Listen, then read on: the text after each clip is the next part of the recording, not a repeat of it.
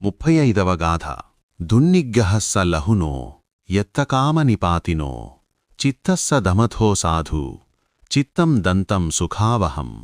నిగ్రహించడానికి వీలుకానిది, అత్యంత చంచలమైనది, వేగవంతమైనది, కోరిన చోటల్లా వాలటమే స్వభావంగా కలిగినది అయిన ఈ మనస్సును అదుపులో ఉంచుకోవడం శ్రేయస్కరం.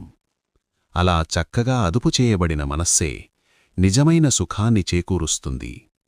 ఈ గాథను బుద్ధ భగవానుడు ఒక భిక్షువు గురించి చెప్పారు. ఆ భిక్షువు తన మనస్సును అదుపు చేయలేక రకరకాల కోరికలు మరియు ఆలోచనల వల్ల చాలా ఇబ్బంది పడుతుంటాడు.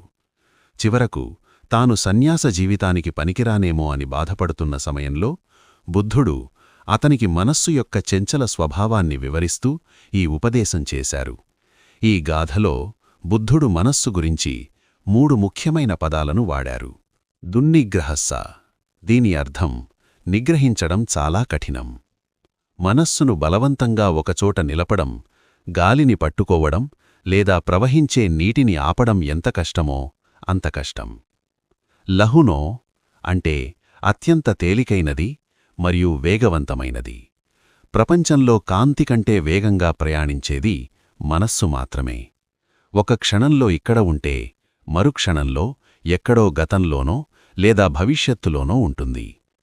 యత్తకామనిపాతినో. దీని అర్థం తనకు నచ్చిన చోటల్లా వాలిపోవడం. మనస్సు ఎప్పుడూ ఇంద్రియ సుఖాల వైపు పరిగెడుతూ ఉంటుంది. అది దానికి నచ్చిన ఆలోచనల మీద నిలకడలేకుండా వాలుతూనే ఉంటుంది. దమథో సాధు అంటే మనస్సును దమనం చేయడం లేదా క్రమశిక్షణలో ఉంచుకోవడం శ్రేయస్కరం. అడవి ఏనుగును అదుపు చేయడానికి ఎలాగైతే శిక్షణ అవసరమో మనస్సుకు కూడా సతి అనే అంకుశంతో శిక్షణ ఇవ్వాలి. చిత్తం దంతం అంటే దంతం ఇక్కడ పళ్ళు కాదు, శిక్షణ పొందిన అని అర్థం.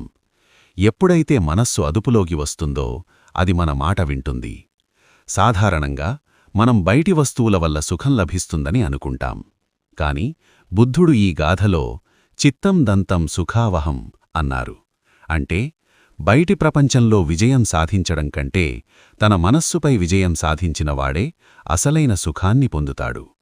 అదుపులో లేని మనస్సు శత్రువు కంటే ఎక్కువ హాని చేస్తుంది. అదుపులో ఉన్న మనస్సు తల్లిదండ్రుల కంటే ఎక్కువ మేలు చేస్తుంది.